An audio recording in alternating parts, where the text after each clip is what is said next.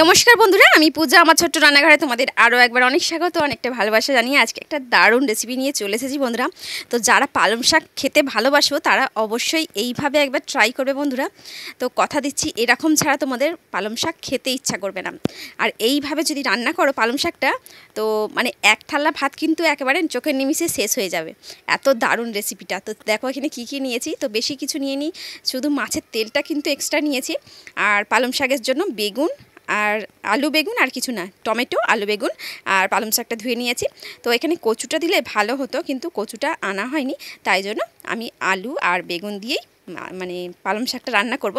তো খুবই সিম্পলভাবে, খুবই কম মশলাতে যে এত দারুণ রেসিপিটা হতে পারে, মানে ধারণার বাইরে। তো বন্ধুরা তোমরা দেখো আর এইরকমভাবে অবশ্যই বাড়িতে বানিয়ে খেয়ে দেখো। তো দেখতে পাচ্ছ কীভাবে আমি বানাচ্ছি। তো প্রথমে আলু বেগুনটা মানে আলুটা প্রথমে দিয়ে দিয়েছি, ভালো করে ভেজে নিয়েছি। তারপরে বেগুনটা দিয়ে দিয়েছি, তো বেগুনটাও হালকা ভাজা হয়ে গেছে। তারপরে পেঁয়াজটা দিয়ে দিলাম। তো পেঁয়াজটা দেওয়ার পরে আমি হলুদ গুঁড়ো আর নুন দিয়ে দিলাম। তো এখানে একটা ম্যাজিক দেখো বন্ধুরা, তো হলুদ আর নুন দেওয়ার পরে আমি একটু সামান্য জল দিয়ে ঢেকে দিয়েছিলাম। তো ঢাকার পরে কী বলো তো, এত সুন্দর মানে মানে কী বলবো, গন্ধটা ওঠে না, থালাটা খুললে হেভি লাগে।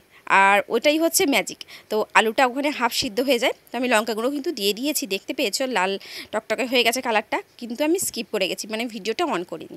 তো তারপরে আমি জলটা মানে ঢাকনাটা খুলে নিয়েছিলাম, তারপরে আমি একটু জল দিয়ে দিয়েছি, দিয়ে তারপরে পালং শাকটা দিয়ে ভালো করে নাড়াচাড়া করে আবার ঢেকে দিয়েছিলাম। তো ঢেকে দেওয়ার কারণে পালং শাকটা একেবারে গলে গেছে, দেখতে পাচ্ছ। তো এখনও কিন্তু আমি মাছের তেলটা ভাজিনি বন্ধুরা।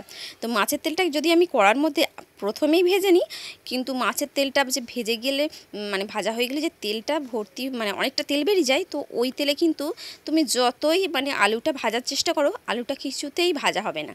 তো সেই জন্য এটা আমি আলাদা প্রসেসে বানালাম।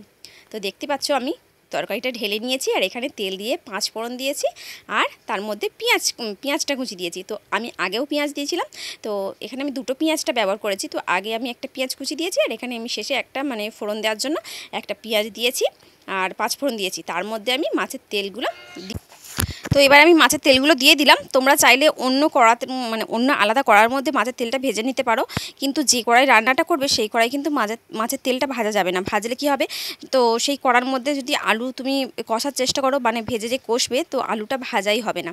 তো দেখতে পাচ্ছ বন্ধুরা, এইভাবে কিন্তু আমি মাছের তেলটা ভেজে নেব। আর মাছটা মানে মাছের তেলটা ভাজতে ভাজতে দেখো তো দেখতে পাচ্ছ কতটা তেল বেরিয়ে গেছে। তো আমি কিন্তু পালং শাকটা যখন কষিয়ে নিয়েছি তখনও আমি অল্প তেল দিয়েছিলাম। তো এবার আমি পুরো তেলটার মধ্যেই পালং শাকটা দেবো।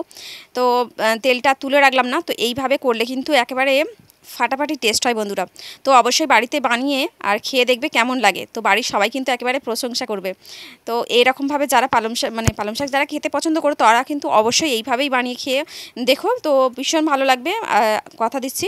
তো দেখো আমার পালং শাকটা রান্না হয়ে গেছে। তো শেষে আমি ম্যাগি মশলাটা দিলাম।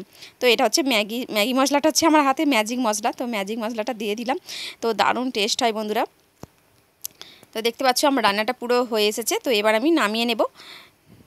আর পুরো মানে গেবি হয়ে গেছে। তো অনেকে শুকনো পছন্দ করে, আবার অনেকে একটু সেই পালং শাকের ডাল্লা বলে না, তো ডাল্লা পছন্দ করে। তো আমি মোটামুটি তো একটু গায়ে রাখলে কী হয় বলো তো, ভাতটা মেখে খেতে সুবিধা হয়।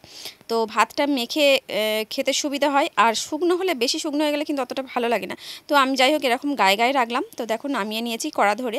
তো এবার আমি ঢেলে নেব, অন্য বাটির মধ্যে ঢেলে নেব। দেখতে পাচ্ছ কড়ার মধ্যে রেখেছি, আর কালারটা কত সুন্দর এসেছে দেখতে পাচ্ছ বন্ধুরা। তো যদি ভালো লাগে অবশ্যই লাইক কমেন্ট শেয়ার করে দিও, আর নতুন বন্ধু থাকলে অবশ্যই চ্যানেলটি সাবস্ক্রাইব করে পাশে থেকো। তো আজকের মতো এতটাই, দেখা হচ্ছে একটা নতুন ভিডিও নিয়ে, মানে নতুন কোনো রেসিপি নিয়ে। ততক্ষণের জন্য টাটা।